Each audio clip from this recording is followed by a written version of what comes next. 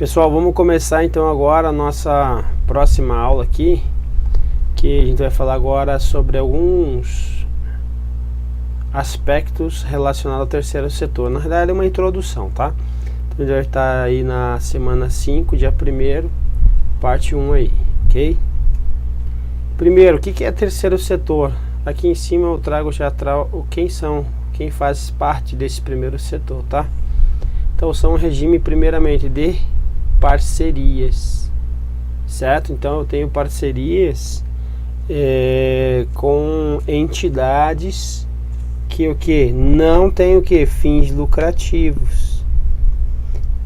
Volta e meia acontece o seguinte, que empresas com fins lucrativos vão aos estabelecimentos aí, aos órgãos públicos, certo? Entidades públicas, e vem dizer que eles são parceiros, certo? Então, quem são os parceiros? São o pessoal que não tem finalidade lucrativa, perfeito? Quem são eles? São as OS, as OCIPs, o Sistema S, que é o SEBRAE, SENAI, SENAC e algumas fundações de apoio, tá? O que eu preciso saber nessa primeira parte, o que é importante para você, para começar a responder provas, para você levar para a tua prova aí, para você estar acertando essas questões. Primeiro, então eles são denominados então terceiro setor, certo? São entidades não estatais. O que significa não estatais? Que eles não pertencem a quem? A administração pública, tanto a direta quanto a indireta. Não pertence, perfeito? Aqui não pertence. Então, sem fins lucrativos. O que significa isso? Que eles não visam o lucro, perfeito? Que desenvolve atividades de interesse público. Então, o Estado tem interesse nessa atividade, o Estado ele não consegue atender a esta demanda, então ele faz o que? Parcerias com essas OS, OCIP, Sistema S e Fundação de Apoio, ok? Então são pessoas jurídicas de direito privado. Por que é privado? Porque eles não estão eles não estão dentro, eles não pertencem à administração pública, certo? Então quem tem aí a regime jurídico de direito público não são quem? As empresas não estatais. As empresas não estatais sempre serão direito privado, perfeito?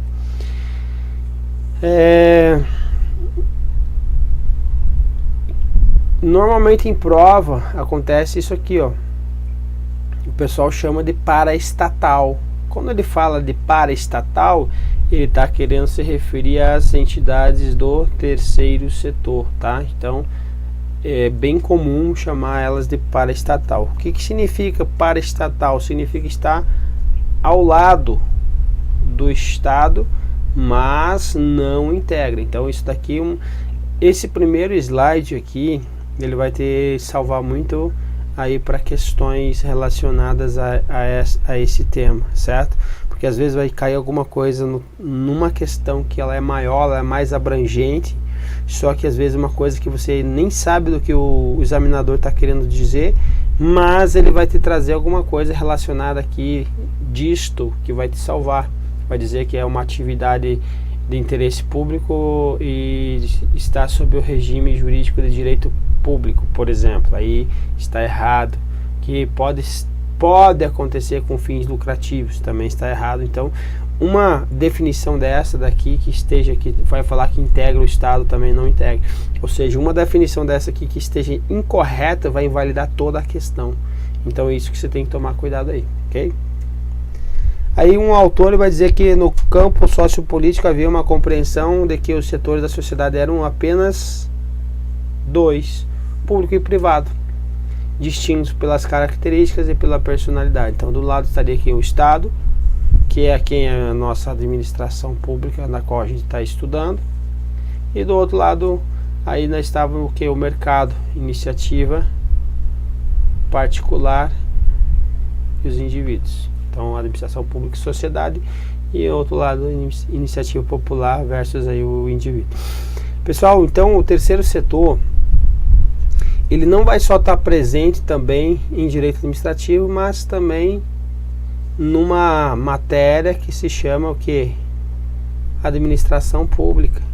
Lá nesta matéria, para os que caem aí no seu edital, certo?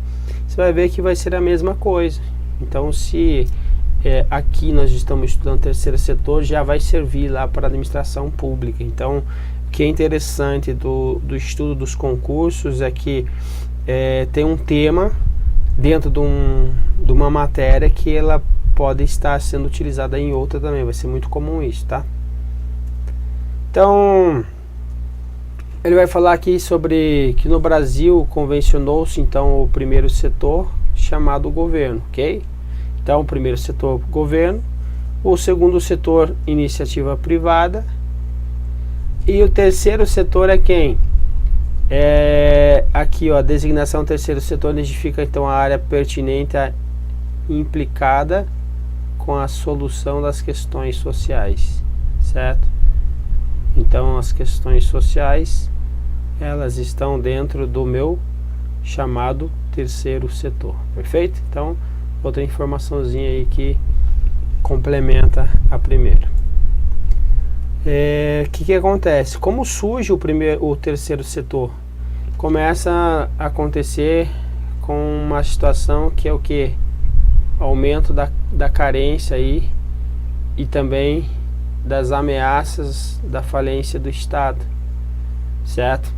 Então, o Estado, muito comum aqui no Brasil na década de 80, não vou me estender muito nisso, porque senão a gente vai ficar com uns vídeos muito longos, tá? Mas lá na década de 80 nós tivemos vários planos econômicos chamados os planos estabilizantes, que tentaram estabilizar a economia. Teve feijão com arroz, Bresser Pereira, plano Collor 1, plano Collor 2, plano verão. Esses planos tentaram estabilizar a economia porque a Constituição Federal previa o que? Previa políticas sociais, certo? Mas como é que eu vou trazer políticas sociais para a população se eu não tenho recurso, eu não tenho condições financeiras? Então, essa ameaça de falências do Estado, ela já era muito latente, ok? Então, o Estado ele era incapaz de prestar esse serviço relacionado a essa falência, ou seja, não tinha recursos, principalmente aí na órbita aí financeira, ok? Também tinha parte da eficiência do nosso serviço público que não era bom. Mas o que você precisa saber aqui? A gente fala mais sobre isso lá deixar para falar mais na administração pública, tá? Então, por causa dessa demanda, nasce então o nosso querido terceiro setor. Então, representado por cidadãos integrados então em organizações, novamente, sem fins lucrativos, não esquece isso. E elas são o que? Não governamentais, ou seja, não pertencem ao Estado, perfeito? Paraestatais, portanto. Então, todos esses sinônimos podem cair na tua prova: paraestatais, terceiro setor, não governamentais. Voltados para a solução de problemas sociais, o objetivo final era gerar serviços de caráter público, ok? Então, aqui um resuminho aí para você, um esqueminha para você aí guardar. Esse esqueminha é bom para estar revisando a matéria. O TCU ele vem trazendo, dizendo que quem abriga o terceiro setor em um acordo em 2066. Vai falar assim, nessa classificação ele vai estar falando que está toda organização que não é estatal nem mercantil, ou seja, todas as organizações sem fins lucrativos. Então ele está trazendo uma outra definição, dizendo assim, ó, sem fins lucrativos significa que são as organizações que não são estatais e não estão aí também na órbita aí mercantil, que não visa lucro, ok? Aí traz alguns exemplos: sindicatos, pequenos clubes e fundações, passando aí por entidades religiosas e fundos de pensão, ok? O que é interessante aqui, ó, nesse slide aqui eu falo sobre o plano diretor de reforma do aparelho de Estado, que é lá na década de 90, final da década, metade da década para frente, ali na segunda metade da década de 90, lá com Luiz Carlos Bresser Pereira. Ele vai dizer assim, que nós temos as entidades paraestatais são designadas como isso aqui, ó, públicas não estatais. Veja que interessante que ele está trazendo, que é o que é pública, ó, um documento. Esse documento aqui é um documento que é oficial do governo, certo? Que é lá do Ministério da Administração e Reforma do Estado, que era o tal do MARE, certo? Então esse documento é um documento oficial, certo? Ou seja, do governo, e ele diz que é o que paraestatais são designadas por públicas não estatais. Então pode trazer então na tua prova pública não estatal, você vai lembrar que são as paraestatais, vai lembrar que elas não pertencem ao Estado, vai lembrar também que elas não são as governamentais, ou seja, não governamentais, ok? Públicas porque prestam serviço então de interesse público, e não estatais porque não estão aí na composição da administração pública direta ou a indireta, ou seja, não representam aí a administração pública, certo? Na acepção que subjetiva ou formal. Lembra o subjetivo? Lembra ou não? Subjetivo é quem faz, perfeito? Ou formal. Então quem faz? Então a administração pública aí direta e indireta. Então os órgãos e entidades que pertencem à administração pública são a acepção subjetiva. Então, novamente, essas entidades não pertencem à administração pública, ok? Mas, aqui ó, pode-se até nominá-las de administração pública material. Caramba, olha que importante, pessoal. O que ele está me dizendo aqui? Ele está dizendo lá no sentido da acepção da palavra material, lembra? É o que faz, certo? Então, isso aqui é uma questão, quando cai, derruba meio mundo. Por quê? Isso aqui é altamente aprofundado, esse tema aqui, entendeu? Porque todo mundo entende que terceiro setor não pertence à administração pública, certo? Agora, você dizer que paraestatais, ela pode ser nominada de administração pública material, porque realiza atividades originadamente estatais. O que a pessoa vai pensar? Não, a administração pública ela não pertence, está errado. Putz, errou uma questão que ele está cobrando algo a mais. Então, isso daqui, entenda, tenta voltar. Se você não entendeu, tenta voltar novamente, me pergunta. Quando nós estivermos em sala aí, quando nós tivermos nossos encontros, ok? Manda zap para mim também, para que você leve essa questão aí, que isso daqui é um plus, que é aquela cartada lá, a última cartada é o coelho da cartola, beleza? Continuando. Então eles são o que? Terceiro setor são parceiros públicos e não delegatários de serviços públicos. Olha a diferença, meu povo. Parceiros públicos, que significa ser parceiro público? Significa que você está auxiliando o Estado em alguma situação. Qual é a situação? No caso de serviços públicos não exclusivos, certo? Que são aí os serviços relacionados às políticas sociais. Então, o parceiro público, ele não é o que? Delegatário no serviço público. O que significa delegatário? Significa que ele tem um vínculo com o Estado, certo? Esse vínculo pode ser, por exemplo, aqui uma concessionária ou uma permissionária. Você está tendo que um contrato. Então, os delegatários, vamos por aqui, delegatários, eles vão ter o que? Um vínculo. Normalmente vai ser o que? Um contrato, certo? Lá no artigo 175 da Constituição Federal vai falar que toda concessão,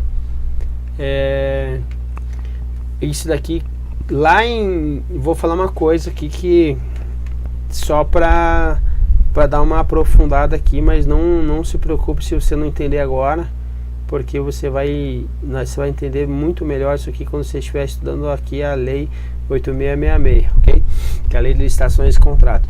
Lá no artigo da Constituição Federal, ele traz uma previsão, e na lei aqui, ela traz lá no artigo 24, ele vai trazer alguns casos que são o quê? Dispensáveis uma licitação. O que é dispensável? É algo que você pode dispensar, discricionário, certo? O que é dispensar uma licitação? Vou fazer uma aquisição de algum bem, vou fazer uma contratação, eu posso, em alguns casos, deixar de fazer o que? Por meio de licitação pública. A gente vai falar sobre isso mais, tá? Não se preocupe com isso. O que eu estou querendo falar? Na Constituição Federal fala lá que a regra é o que? A regra é licitar. Perfeito? Então, aqui nós temos que exceção à regra. Exceção à regra. Mas aqui não é, no artigo 175 vai falar da regra, tá? Vai falar lá no artigo, se não me engano, é o 37, tá? Eu estou trazendo esse artigo 35 para trazer um aprofundamento aqui muito interessante também aqui dessa parte aqui, mas que vai cobrar muito mais lá na Lei 8666 quando nós estivermos falando lá. Que é o caso das licitações, quando for lá o caso de licitação, quando for fracassada, ela pode, se tiver prejuízo para a administração, a repetição daquele certame, e você comprovar isso, você pode então dispensar a licitação. Qual é o critério que você tem que observar ainda? Eu tenho que manter todas as regras ainda da licitação inicial. Então, todos os requisitos que precisavam ser cumpridos pela empresa, agora eu posso contratar por dispensa. Perfeito? Por que eu estou te dizendo isso? Eu estou te dizendo isso porque, então, tem a regra que é listar, tem uma exceção quando é fracassada. Qual é a condição? Quando eu tiver que fazer um novo certame, uma nova licitação, e isso acarretar prejuízo para a administração. Por exemplo, tem uma obra que, se eu parar, vai estragar alguma coisa, ou vai atrasar, e você vai demonstrar ali que vai ter esse prejuízo, certo? Então, você pode entrar por dispensa. Então, veja, eu estou tentando te trazer aqui quão importante é esses contratos de delegação de serviço público aí por concessão ou permissão. Então, agora que eu vou falar do artigo 175, no artigo 175, ele vai me dizer o quê? Ele vai me dizer a seguinte situação, cara, eu não consigo, gente, eu nunca vi até hoje uma questão de prova que traga essa situação aqui, certo? Mas quando vier vai derrubar meio mundo. Por quê? Olha o que eu vou falar. No artigo 175 ele vai falar que os serviços públicos, eles são aí prestados pelo Estado ou por meio de concessão ou permissão. Aí ele vai dizer o que? Sempre, isso daqui que é importante, que eu quero chamar a atenção, sempre por licitação. Então ele está me dizendo assim, ó, que esta exceção aqui do artigo 24 que eu trouxe para você, que é a licitação fracassada, que eu posso dispensá-la caso eu tenha um prejuízo, eu comprove para a administração se essa repetição acarretar num prejuízo, ela é uma exceção, mas esta exceção não serve para quem? Para o caso de concessão e permissão, para esses casos aqui, ó, permissão e concessão. Por que não serve? Porque a lei, ela não pode desobrigar uma coisa que a Constituição obrigou. Por que eu estou trazendo essa informação importante para você? eu estou trazendo essa informação para dizer assim, olha, quando for uma concessão ou permissão, é por licitação, não há o que se falar em terceiro setor. Então é essa informação primordial que você tem que guardar nesse aspecto aí que eu estou falando, beleza? Falei, não entendi nada. Tá, só entenda aqui então que parceiros públicos não delegatários não... os parceiros públicos não são os delegatários de serviços públicos, certo? Então, delegatários tem que lembrar o que então? Que os delegatários são permissionários e concessionários. Esse terceiro setor é o que? Não delegatário. É isso que você tem que guardar, tá? Lembrar que são regras, normas do direito privado, parcialmente derrogadas por normas de direito público. O que é parcialmente derrogado? Ou seja, utilizado parcialmente o direito público em situações muito específicas, certo? Então, o que é isso? Que significa que o direito público vai ter alguma influência do direito público no âmbito dessas entidades, certo? Quando se sujeita ao controle do Tribunal de Contas aí, por exemplo, quando tem o que? Recursos públicos. Então, a União passou um recurso público, uma entidade aí para prestação do serviço, então ela vai se submeter a alguma parte aí de regra do direito público. Ela vai se submeter, inclusive, por exemplo, a contabilidade pública. Então, contabilidade pública, ela lá direito está dentro do direito financeiro, certo? Da 4.320/64, que é direito público, então vai estar sujeito aí a alguma parte, então, de normas do direito público. Então, é isso que você tem que guardar. Então, parcialmente derrogadas normas de direito público, mas essencialmente direito privado. Terceiro setor, a evolução. Nós falamos lá, acho que foi na primeira aula, acho que foi a primeira aula no primeira semana. Acho que, se eu não me engano, era a segunda questão, que eu coloquei uma questão lá do estado do bem-estar social. Na realidade, aquela questão lá, eu sacaneei vocês. Por quê? Tem nada a ver com direito administrativo, mas nem no comentário da questão lá no site eu não coloco isso. Na realidade, lá é o que? Uma questão de direito constitucional e, quando muito, lá uma de direito previdenciário, que vai falar sobre assistência social, ok? Na hora do filtro ela veio junto e aí ficou lá como uma informação adicional para vocês. A gente vai usar lá na frente quando estiver falando sobre direito constitucional, então não se perde, beleza? Então, a ideia então do estado do bem-estar social era o que? É um ponto de partida para a evolução do conceito do terceiro setor. Então, o estado do bem-estar social significa que o estado é o paizão ou a mãezona ali que ajudava a pessoa na saúde, na doença, na velhice. Na saúde, eu digo do sistema aí de saúde, tá? Não que o cara tá saudável e ele vai ter o auxílio do estado, não é nesse sentido, ok? Então, esse estado de bem-estar social, acabou que chegou um momento, o estado começou a ver que ele não tinha mais condições, que os recursos eram insuficientes, e aí por isso que vem então essa evolução aí do conceito do terceiro setor. Então o estado era prestador de serviço e empresário, e agora ele vai passar isso daí para o terceiro setor, perfeito? Então passa, então ele sai desse estado aí que atendia todas as demandas sociais e começa então a responder então aí como noção de estado regulador. Então aí no nosso caso aconteceu aí na segunda metade da década de 90, quando começam a nascer as agências reguladoras, muito relacionado lá com o plano diretor da reforma do aparelho do Estado, que diminuiu o tamanho do Estado, ele tirou o que não era núcleo exclusivo, começou a passar para a iniciativa privada e começou a trazer algumas falhas de mercado, como oligopólio, monopólio, etc. e tal, como a gente já falou alguma coisa relacionada a isso. Aí o que rola? Nessa situação vai acontecer então o que? O Estado ele vai começar agora a não ser mais um Estado desenvolvimentista, mas começa a passar a ser um Estado regulador, com possibilidade de prestação de serviço público pela iniciativa privada. Foi o que aconteceu com as concessões, permissões e privatizações aí, ok? Me dá um exemplo para ficar claro. Claro, então pronto, Claro. A Claro é um exemplo. Então foi um que? Uma privatização das linhas telefônicas aí, Então o Estado saiu do Estado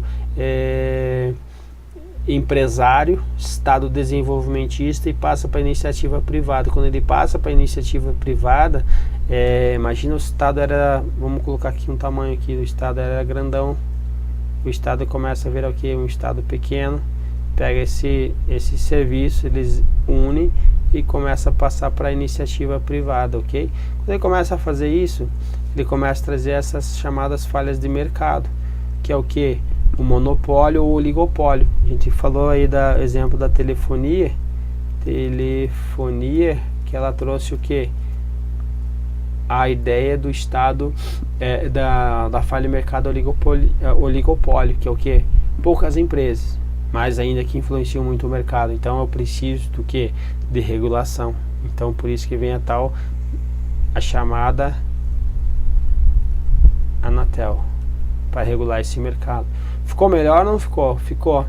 Se você pensar lá na década de 80, a galera lá tinha imposto de renda, que você declarava no imposto de renda linha telefônica. Tinha pessoal que vivia disso, vivia de renda de aluguel de telefones. Então ele comprava uma linha que era caríssima e alugava essas linhas e vivia dessa renda. Então, para você ver a diferença, hoje não tem nem sentido falar isso.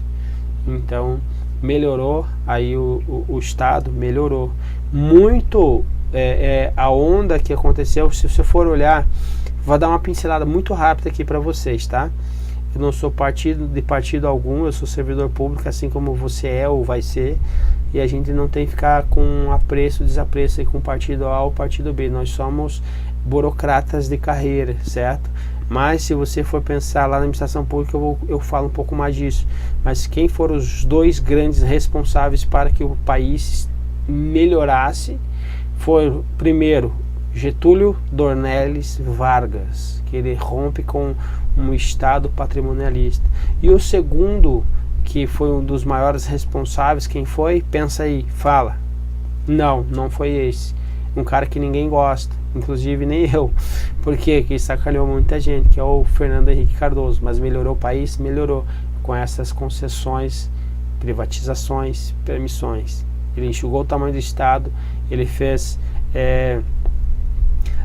aumentou o imposto. Então ninguém gosta que aumente imposto, ninguém gosta de perder emprego. Então aconteceu essa leva aí da privatizações. Então são medidas antipopulistas, mas foram necessárias para depois vir aí o outro presidente e montar na crista da onda, mudar o nome das políticas sociais e dizer que foi ele quem fez. Mas só foi possível depois de arrumar as contas. Nós estudamos lá na lei de responsabilidade fiscal também, que é uma das melhores leis de responsabilidade fiscal do mundo. O pessoal do primeiro mundo vem copiar, vem ter aqui aulas com o pessoal para saber como que funciona a LRF, que ela é muito boa, ela foi muito bem feita. Então, para o Estado não mais se endividar, para que o Estado comece a pensar em demandas sociais também, ok? Continuando. Então, o Estado agora vai ficar com o quê? Só com as atividades exclusivas, que são as atividades que eu não posso passar para a iniciativa privada, certo? Quais são? Por exemplo, tributar, poder de tributar. Então, não posso passar para a iniciativa privada isso. Eu não posso passar aí a outra atividade, que é a fiscalização, certo? Imagina a fiscalização, eu passasse o poder de polícia para a iniciativa privada. Vamos dizer que a iniciativa privada lá tem um mercado A, vamos por aí, Pão de Açúcar, certo? Pão de Açúcar, aqui em Brasília. Qual outro? Big Box, certo? Então, imagina, você passou para alguém que tem alguma relação com o mercado A aqui, o poder de fiscalizar, e o cara agisse, hoje já é uma bagunça, mas a gente passa para iniciativa privada, isso aí, o cara poderia vir aqui interditar esse estabelecimento, poderia, porque ele está fiscalizando. É uma das atividades do poder de polícia, e dentro do poder de polícia eu posso agir com coerção, e só quem pode agir com coerção é o Estado. Então eu não posso passar para a iniciativa privada isso, certo? Então a regulamentação também eu não posso passar, porque senão vira bagunça.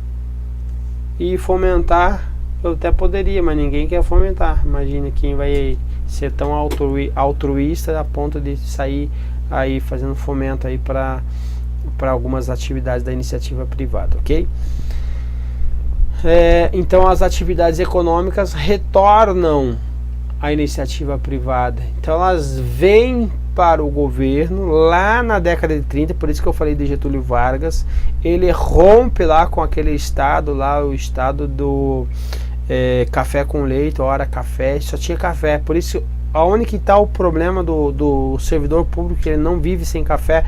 O Getúlio Vargas, ele que colocou o vício no povo aí, que falava assim, vamos queimar café, não, primeiro vamos entochar no servidor público tudo quanto é tipo de café, e o que sobrar a gente joga no mar, e sobrou ainda a gente joga, mete fogo, porque tinha uma situação lá que só vivia, a economia era eminentemente aí de café, certo? Um pouquinho de leite, mas muito café, só que a gente viu, ele percebeu que isso ali não ia dar futuro, então ele começa a chamar para o Estado o que? Essa responsabilidade de desenvolver o país. Começa a nascer as estatais lá com ele. Então depois, muito depois, é que nós vamos começar a pensar agora no Estado, agora não mais um Estado desenvolvimentista, e agora vamos passar agora a retornar então para a iniciativa privada agora essas atividades econômicas para ela continuar a desenvolver o país. Então essa aí é a lógica, ok? Então a gente já falou aqui sobre o surgimento do terceiro setor, aí foi na segunda metade da década de 95, ou seja, no final do século 20.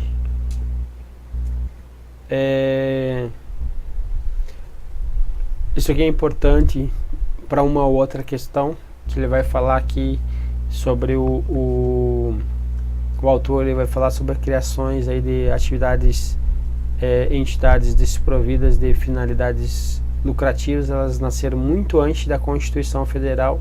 Aí ele traz um exemplo aqui, que é a Santa Casa de Misericórdia de Santos, que ela nasceu lá em 1543, ok? Estou passando rápido aqui, que a gente já falou sobre isso, ok? Então, se quiser dar uma lida depois, é interessante. Então o Estado criou então os seus serviços em 95, serviços não exclusivos, certo? Então esse serviço não exclusivo eu posso transferir aí, então para o setor público não estatal. Lembra? Setor público não estatal, definição que o Plano Diretor de Reforma do Aparelho do Estado deu aí para o terceiro setor, beleza? Então para organizações sem fins lucrativos. Nesse contexto nascem aí então as leis aí que a gente vai estudar depois aí, essas entidades aqui, as organizações sociais e organizações da sociedade civil de interesse público, beleza? Povo, o que eu tinha para falar era isso. Até a próxima aí, um abraço, mantenha firme que vai ser rápido.